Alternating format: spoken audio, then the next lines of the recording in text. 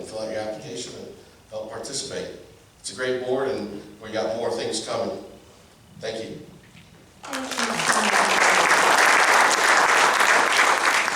Thank you so much, Ryan. As you can see, the importance of each of the boards, they each play a very important role for us.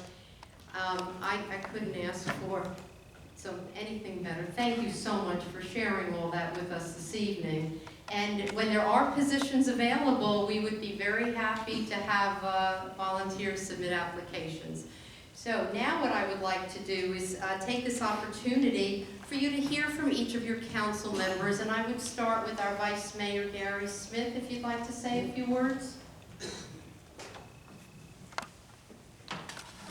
Yeah, I want to tell you and remind you how to get all of this information, because we get kind of upset when we hear the statement, "I didn't know about that."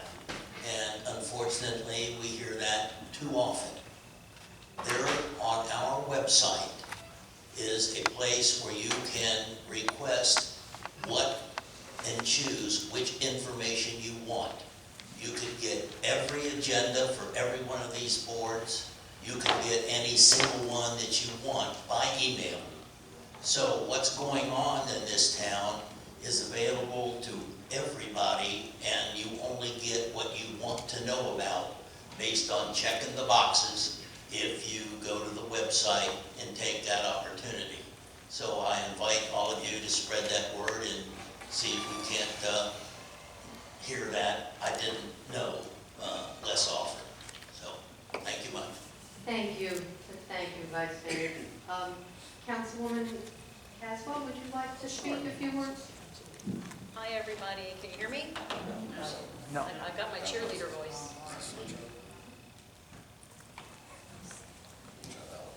This one makes me want to sing because it's got one of these things on the end. Like that? Okay. I'm going to stand up so I can see some of you in the back too. First of all, thank you everyone for coming. These are one of the favorite things that I think we get to do as a council every year. I moved to Ponce Inlet back in 2018, so I'm just celebrating 5 years now as a member of this community, and I want to thank you, to those of you especially, that have made me feel most welcome here and at home.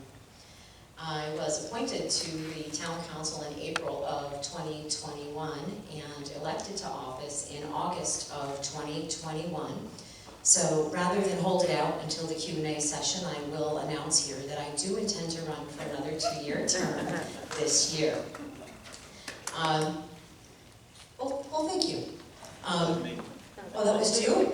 Oh, good. Okay, great. And the other things I just wanted to say here, there's some really cool things beyond what the mayor talked about that are going on in our town. And first of all, was that not an incredible state of the town address? This community works very, very hard.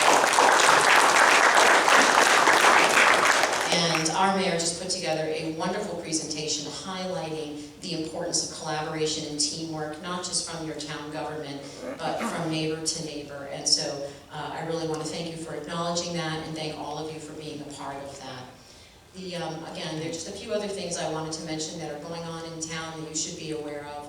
One, if you have not taken the time to go down to the farmer's market on a Sunday morning, please do that. We brought the farmer's market here, and I say we, I just said yes.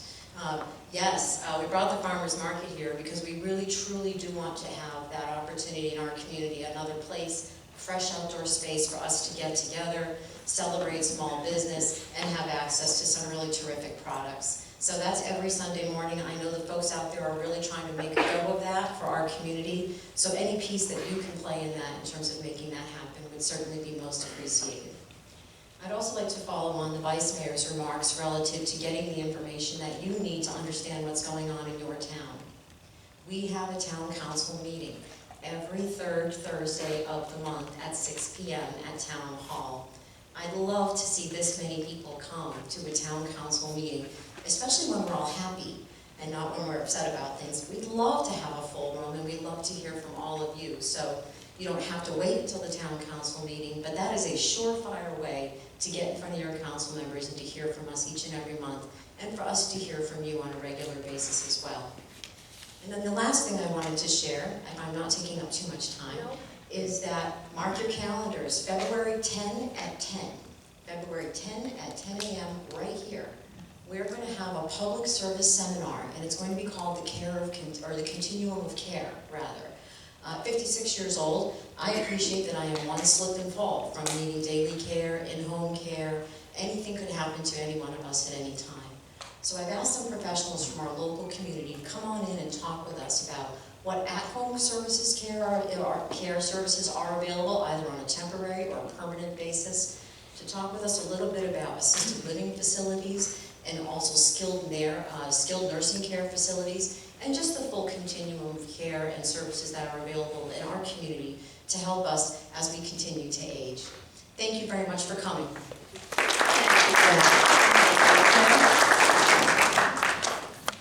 Hi there, folks. This is Joe Villanella. I'd like to piggyback onto what Gary had just talked about with regards to the website. A lot of information here, and I would strongly advise you and encourage you to take advantage of it to answer a lot of questions that may be buzzing around in your mind about the town. This routine is going to become something that's done probably quarterly, maybe 3 or 4 times a year. And this is an effort to try to draw you in as the citizens of the town to understand what's going on without hearing rumors floating around on social media. So we're looking to do this every quarter or perhaps every 4 months. So keep yourself posted on the whereabouts of these meetings. And we're reminded that you folks are the most important people here. And we're striving to maintain a quiet, safe, serene, peaceful town. And to do that, we need to have you folks involved in understanding what's going on and tell us what you see that's right and what you see that's wrong or what you see that needs improvement. So I would encourage you to keep an open dialogue with the council and with everyone you see in this room and the staff, because we don't know what you tell us. And we're here to implement whatever's in the best interest of the town of Ponce Inlet. Thank you. Thank you.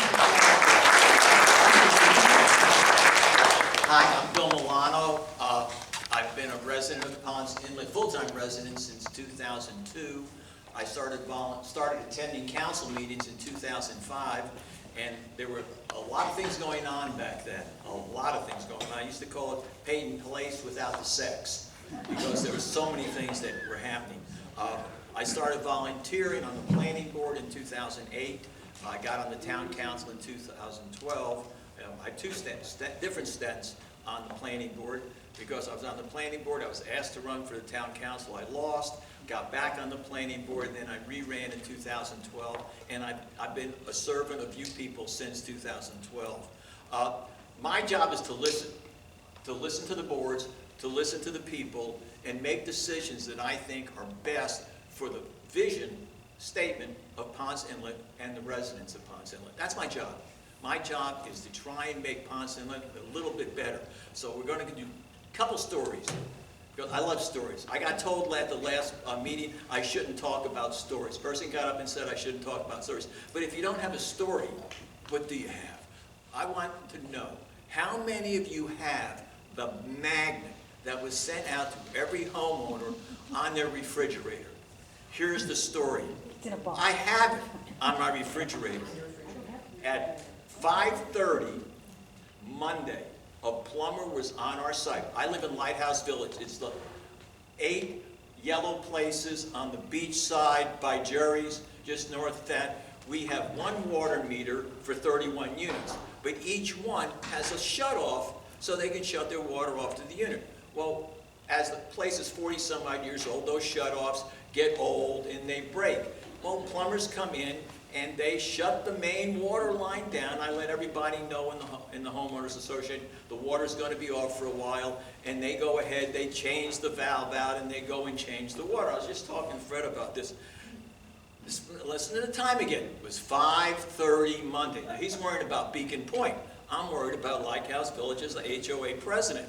Plumber goes to turn the valve back on. Now, to get to that valve, you have to take a 3x5 concrete slab and move it out of the way. So he had done that. He goes to turn the valve back on. Water starts blowing out of the valve. Who do I call?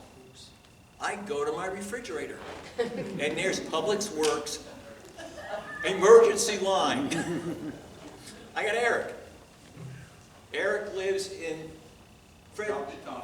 South Daytona, okay? He says, I'll be there in 20 minutes. He was there in 20 minutes. He looks at what's going, here's this water, and it's filling up in this hole. He says, I gotta go and get my truck. Goes and gets his truck, comes back, and he has this gadget. It's solid metal, lifts up a valve that was covered, cranks the thing down, water's gone. Okay. He then says, Bill, you need a new valve. Well, I got this public, you know have that backflow in communities? You have the backflow, it's got 2 wheels on it. So I said, okay. So I go to the planning. I go next morning and I contact the Florida Plumbing that does the work on the backflow valve. They go ahead and said, Bill, you got to go to permits. So I go to the town. And I said, we're talking about emergency permits. I got a backflow that 31 units could lose their water at any time. And if it hits the one-person valve, it could be shutting down the whole neighborhood. So I go over there. They said, Bill, you got to get this. Go ahead and do the job, and we'll go ahead and take care of it. Eric was fantastic. The permitting department was fantastic. They got the permit ready to go. That's Ponce Inlet. That's a story of what Ponce Inlet's all about. And they came today to replace the valve, and they said, what are you opening up this big concrete thing for? You see this turn valve right here on the backflow? That shuts the water off. 22 years I've been in this place, and every plumber that's ever come in there, they've moved this. I've had to bend over and help them carry this concrete slab. All they had to do was turn the wheel on the backflow. But that's a story of Ponce. One last story. Be proud of your town, and I'm going to tell you why. In 2017, we got a booklet called Faith's Manual, Fighting Against Injustice Through Harmony. Had put a manual together that was presented to the council members concerning the possibility of having a shelter for the homeless, to them to become productive citizens. And you people that have been in council meetings, you've heard me talk about it before. Ponce Inlet, after I read that book and the council members, decided to participate in the concept of this homeless shelter. We were the 3rd community to do that. In that, we had the opportunity to recommend to the Daytona Beach City Council a person to become part of the First Step Shelter. I volunteered immediately, and Daytona Beach selected me. And I've been on the First Step Shelter board since 2018, 17, 18. I became their treasurer in 2019. They opened up their doors after the building was put up in December of 2019. Since 2019, they were built for a capacity of 125. They've never been able to get it above 70 because of funding. And here's the exciting part. We just got our 3-year statistics. And Ponce Inlet, be proud. Remember, it's only $15,000 that we're giving that shelter, and the operating budget's $1.4 million. You're part of this success in 3 years. Never mind how many thousands of people come through, how many people, there's a safe zone there, where by law, every municipality in the United States has to have a safe zone for the homeless. It's called Pottinger compliance. So Ponce Inlet is supposed to have a place that homeless can actually sleep at night and be safe. Ours is the first such shelter because there is a homeless safe zone at the shelter. And we have used it a few times. But in 3 years, 364 people have been placed in full-time housing. 191 are working full-time without no benefits given by the federal government, the state government, or the local government. They're on their own. And this story I always love to tell you. There was a person that came in, and they have to be recommended by either some form of helping agency. This person came in homeless, I don't even want to get into what the disabilities were. He was with us for a couple of months, and we have wonderful caseworkers that helped this person get back on their feet, helped this person get his licenses back, and worked with them and worked with them. And that person is currently working in the west end of Volusia County as a pharmacist, which he was before he became homeless, at a little over $100,000 a year. Those are successes, and pat yourself on the back because you were the people that said, yes, Ponce Inlet wants to participate. Be proud of yourselves because, believe me, every day I am so proud to be part of this town and on this town council. Thank you.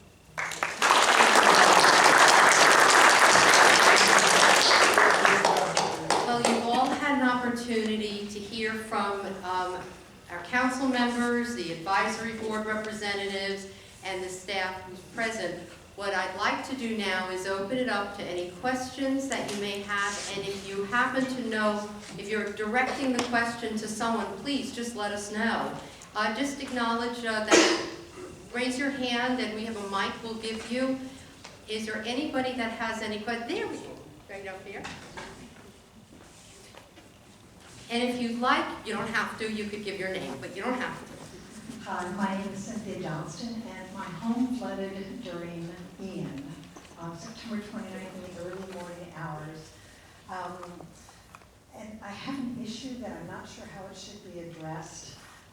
My home was one of the first 3 homes built on our street, and that was back when they put a slab, they didn't raise the property level up, so we have, because now everyone raises their property at levels up, there are some houses in the neighborhood in our city that are now lower.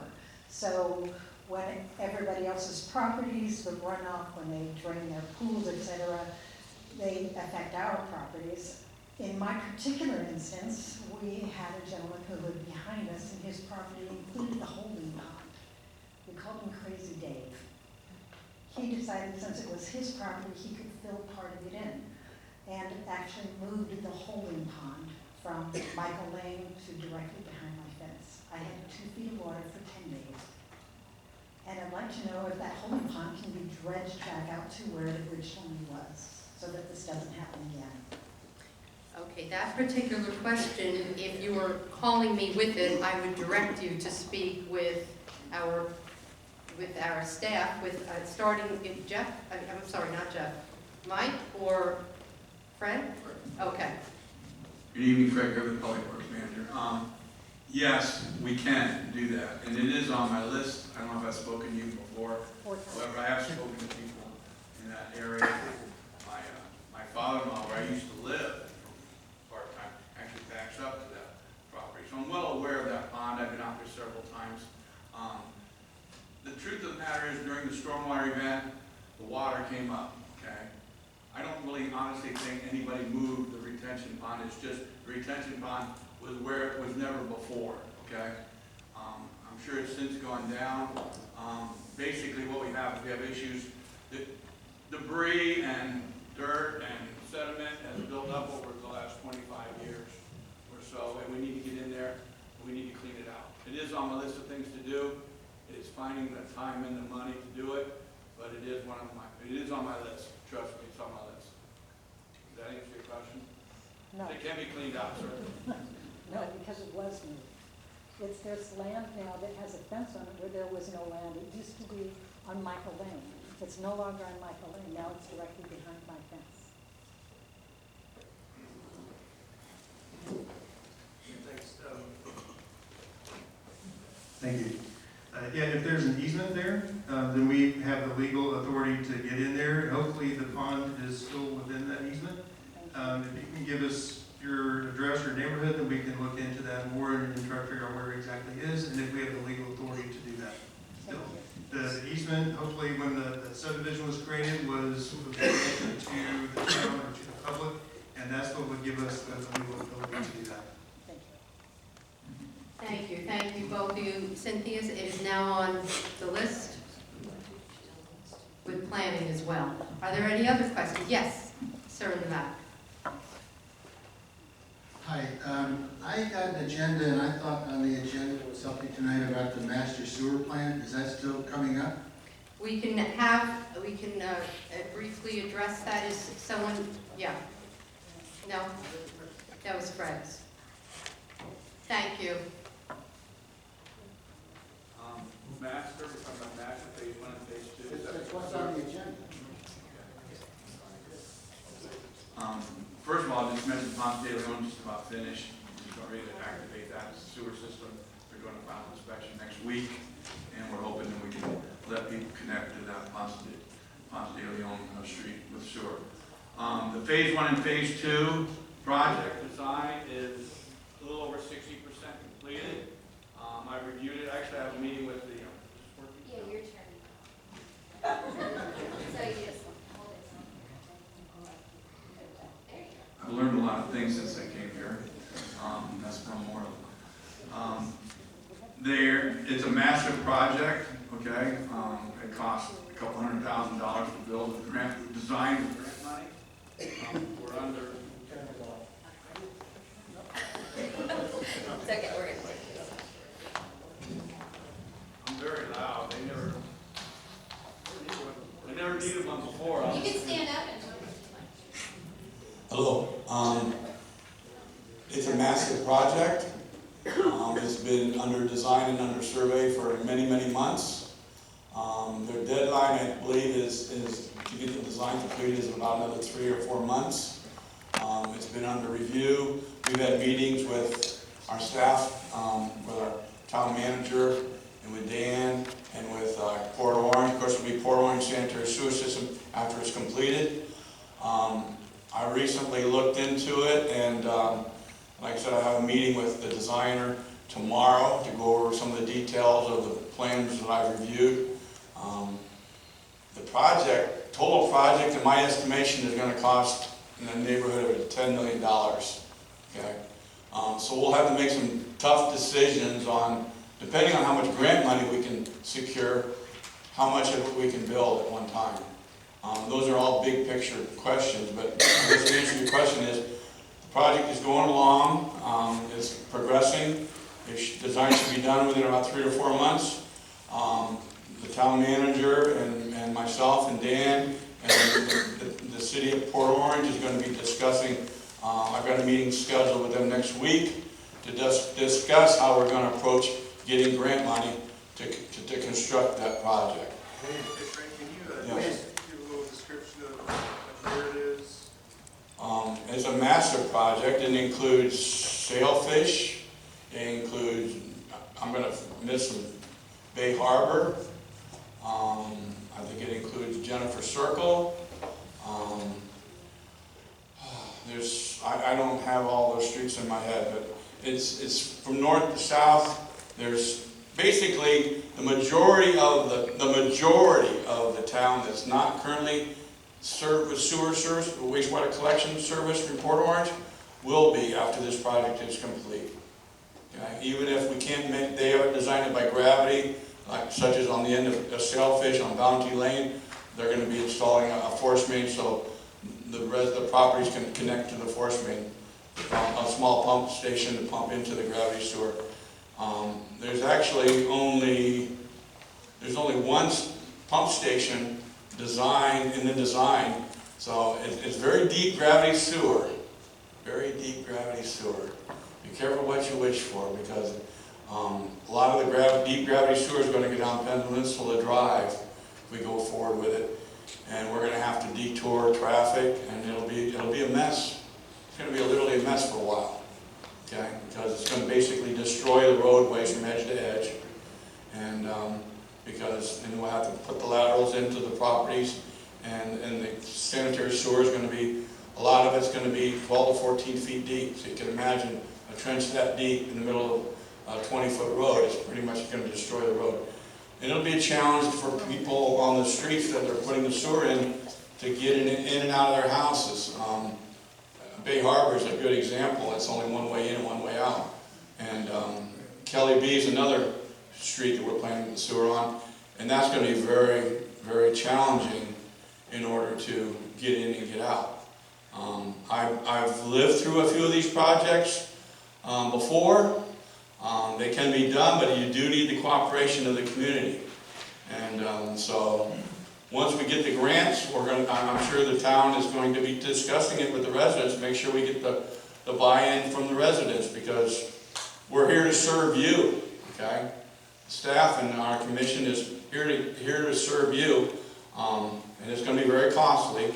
And obviously we're going to have grant funds, because if you divide the total cost of the project into the number of houses that are going to be served, it's very high. And we don't really know, as far as the design will be completed in the next 4 to 5 months. The construction, When could I expect? it's not scheduled. It's indeterminate at this time. A year, 10 years, 20 years, 5 years? 35 years? Okay. As long as we have money to do it, it can be done. The question is, The answer is we don't know. So we don't know. We're finishing up the design, we have to apply for grants. As soon as we can get that, we can start. But yeah, we don't have any of that information yet. I have another issue I'd like to mention. The lady over here talking about the retention pond. I live on Jennifer Circle. Fortunately, I wasn't here when Ian hit. My neighbor sent me pictures. I came back. So the end of my circle, the east end, flooded. There's a retention pond on the southeast corner. It's my understanding that that retention pond is owned by the city of Ponce Inlet. If that flooded, I don't know that for certain. There's a lady who has a house there, there's several other houses that flooded. So I understand all the expensive houses on the beach, that stuff got washed away, their condos got washed away. Volusia County, the state is coming in to spend money, and I know Ponce Inlet doesn't have control over the beaches. But I'd like to know if that money is going to be spread out, not just for the $1 million houses on the beach and the multi-million-dollar condos on the beach, but to help people who live in houses in Ponce Inlet. Everybody who moves here takes an issue, take a risk on where you live, and the fact that you have a multi-million-dollar house on the beach, I appreciate that, you have insurance, but everybody should be treated equally. I can provide an answer that is more of large picture, and perhaps Mike Fisher's capacity as planning director to take it from there. But 2 years ago, when we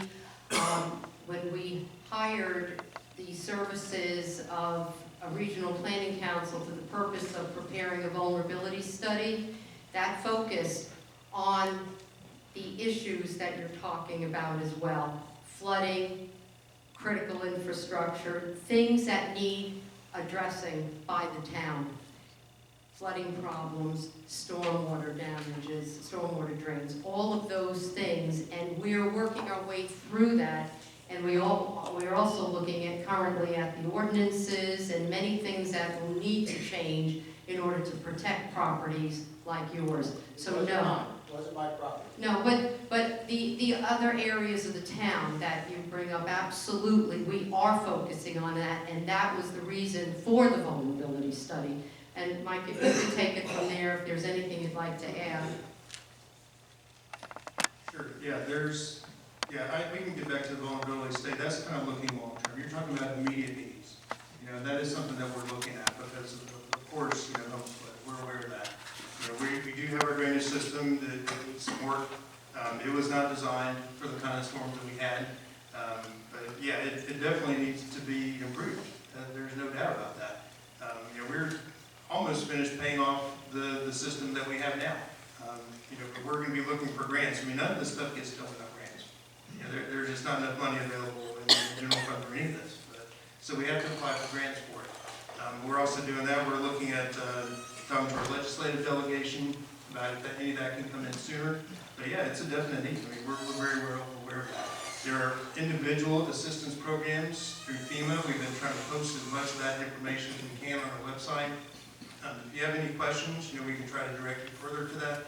I also mentioned the county website has all kinds of information of where people can apply for assistance if they need help.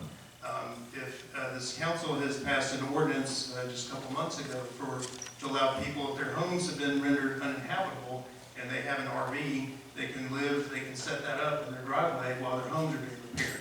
And that's something that's not normally allowed, and this council did that through an emergency ordinance. So there's different things that are available to help people. And if they do have specific needs, we would encourage them to contact us, and we can walk them through that. Can I just mention one other thing? 2 to 3 weeks, and I lost count of the days. We had 2 pumps that we own, plus 2 large pumps that we were renting, pumping the water from Bay Harbor south through to Jennifer Circle, across Inlet Point, into Beach Street, and then westward down Beach Street to the river, okay? For 2 to 3 weeks, we had those pumps. We were operating those pumps. I'm well aware of the issue. One of the things that I'm going to do with this new pipe cleaning effort that just got approved by our commission last Thursday is going to be taking a real hard look at all those pipes in that area, okay, and see if they need to be cleaned out. I suspect they probably do. And once we get that done, we're going to need to do some cleaning out of retention ponds as well, okay? Because you have organics build up. You have organics build up in these retention ponds, and then the water doesn't percolate through the soils. It holds the soils, just like a lined pond. I know many of you from coming up north are familiar with clay ponds that have been lined. That's basically what you end up with retention ponds that don't have the organics removed from the sides. They actually, it's not going to percolate down because the groundwater, water's not going to drain down through the groundwater. It's going to have to go sideways. And it can't go sideways if the organics are built up around the ponds. So we're going to be evaluating the condition of the ponds, cleaning out the pipes, and going forward with that, okay? And that's one of my main objectives in the next year.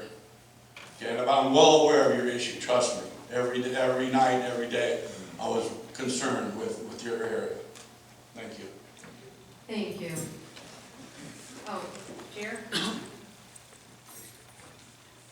Just to piggyback on this discussion, I wondered if any of you are looking into a land acquisition program for which you obviously also need a grant, but it seems to me that we should be looking at the lots that are for sale in Ponce Inlet and trying to buy them for the town. So I wanted to ask about that.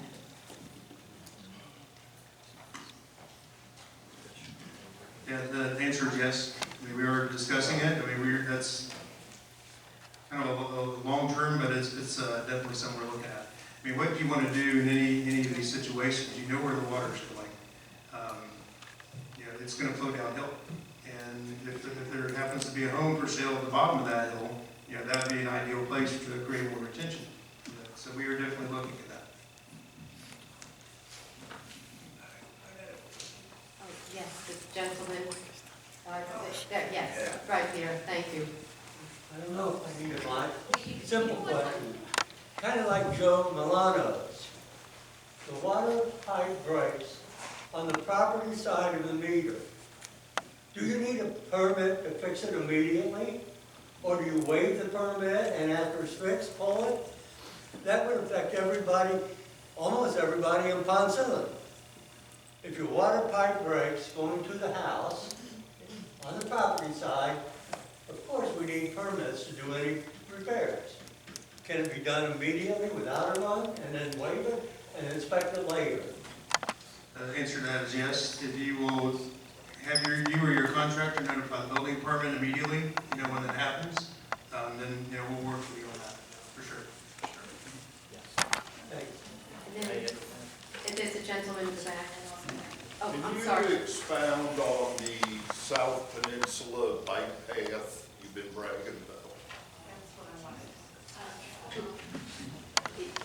The bike path. The bike path. Sure, yeah. He just said that he was really excited about the South Peninsula bike path for 22 and 23. Yes. No, we just, as a Essential Service Advisory Board, We just approve them, advise the council to support that going forward. That's all that we've done as the board. What are you supporting? Mr. Disher, I believe, has most of the information on how that is, what the plan is, and what's moving forward. So, yeah, the town a couple years ago applied for a grant through the Metropolitan Transportation Planning Organization. Every year, we have to go back to this council is asked to provide a letter of support, just to indicate if you're still in favor or not. So this Essential Services Advisory Board, they're a recommending body. So we first approach them about that, and then they make a recommendation to the council. Then the council can say yes or no, we're still in favor of it. So what this is, I don't know if you're familiar with the history of this project or not. But yeah, it's been in the works. Interested in what happens to our property is what I'm interested in. Okay, sure. Yeah, so the project has not been designed yet. But that is, we learned, could be potentially starting this year, later this year. So it's been our previous commitment to the residents of this town that we will involve them in the design process, and that this council would have a say in it as well. The design, the project actually is to be run by Volusia County. So the town will be working with them and with the residents along the street there on through that process. Another thing. Have you talked to any of the residents along that? We've had some conversations, yeah. So with a few of them actually. So, but the thing is, it hadn't been designed. What the commitment, the previous commitment to the residents is that there would not be any additional right-of-way taken, even a request for easements. I mean, we're going to work within the space between the street pavement and the property line. That's it. So the goal is to make it 8 feet wide along the entire length of the town. But if there's not enough room for that, then it'll be less along those certain stretches. If you have any other questions, I'll be happy to answer. We got all the plans and everything in back in the town hall. I'd like somebody to show me what you plan on doing. Okay. Yeah, if you want to, I've got a card. If you want to just talk to me after, we can give you all the information we have. Jackie? I just want to say, my name's Judy, and I walk Peninsula Sidewalk almost every day. Every day. And I don't know why you allow electric bikes on there, because I've gotten hit a couple of times when I'm walking behind me. You can't hear them, and they're pretty fast. And the signs really don't do anything. We had no Got choice. too far apart. We had no choice. We were required to allow them. Really? Yeah. They can't go on the beach? They can't leave? Chief Glazier? So the challenge that we have is we don't have bike lanes on our streets. Our streets aren't wide enough to have bike lanes, and so by state law, we have to allow the electric bicycles on the sidewalks. I agree with you. Yeah, for me, it's exactly. So that's one reason why we did have the town ordinance when the council passed the ordinance of a 10-mile-an-hour speed limit. We've issued multiple warnings. And it's a challenge, though, to slow people down. I understand that. But the goal is to keep them below 10 miles an hour. But by state law, I can't force somebody to ride their electric bicycle in the roadway. I have to allow them on the sidewalk. Well, is it going to be just issue warnings? Issue a ticket? So what we did is we kind of gave them a grace period because we issued the ordinance this year. Some of the people that we stop are actually residents. And so we're trying not to jam up all of our residents. Probably one of my biggest challenges is I have some young people that live in town. And we've talked to them, I've talked to their parents, and we've warned them and we've warned their parents. And so, sure, we can certainly give them a ticket. We're trying to work with them. For some of them, there's not a lot of things to do, so they like to ride their electric bicycles. But yeah, I agree with you 100%. A lot of it starts with the parents, and so we do talk to them and tell them. But yeah, I agree. I wish I could keep them off the sidewalk, but just legally I cannot. It seems like it's worse from the fire department and to right around Harbor Village because it's narrow. And yeah, it is a narrow section. I can tell you a couple things that we did, and the mayor mentioned one of them, which is our bicycle patrol. So for, I think, 2 or 3 years before I got here, they just simply didn't use the bicycles because they were old. So we bought 2 new patrol bicycles. I certified actually 5 of my officers, and so you'll start to see them on the sidewalks. And I've asked them just to stay on the sidewalk and try to watch people and pace people and look for those speeders. The other thing that we did is, the challenge that we have with electric bicycles is that a lot of them are rentals to people that don't live in Ponce Inlet, so they don't know our rules. And so we delivered flyers, and I talked to all the managers and the owners of all the electrical bike rental places, pretty much east of east of Ridgewood, US 1, all the way up to Daytona Beach. And we told them what our ordinance is and what the laws are in Ponce Inlet. And we have flyers that say your folks are going to be fined $50 if they're caught in Ponce Inlet like that. So we're trying to educate the people that don't live here. We're trying to work with the people that do live here, and come to a happy medium. Okay, all right. Thank you. Yes, right over here, Becky, thank you. Is Ponce Inlet going to get any sand? And while I'm talking about sand, I walk on the beach all the time. I've lived here for 30 years, and I will tell you, we have more beach at low tide than I have ever seen before. And I don't know whether anybody would be interested in taking the sand that used to be in our dunes, and bringing it back from out near the ocean. It's really a wide beach. Yes, the sand replenishment and dune renourishment is both of those. It's high on the list for the county and for the state as well as the federal government. We don't have the specifics just yet on what's going to happen or when it's going to happen, but it will happen. Our coastal director for the county, you know that the county is responsible for the beaches, you know that. But they also have to work with the state government because there's the environmental component, so that before things can be done, we're looking to see the impact upon the environment, whether it's the wildlife or the fish, the turtles. The exact plan has not been made yet, but the research is being done and proposals are being made, because problems is that until we have our funding partners and before we know where the money is coming from and match the money to the projects, nothing is really going to happen. But I want to assure you that a lot of work is going on. And what we have had is, Governor DeSantis was here 3 times. U.S. Representative Corey Mills was here.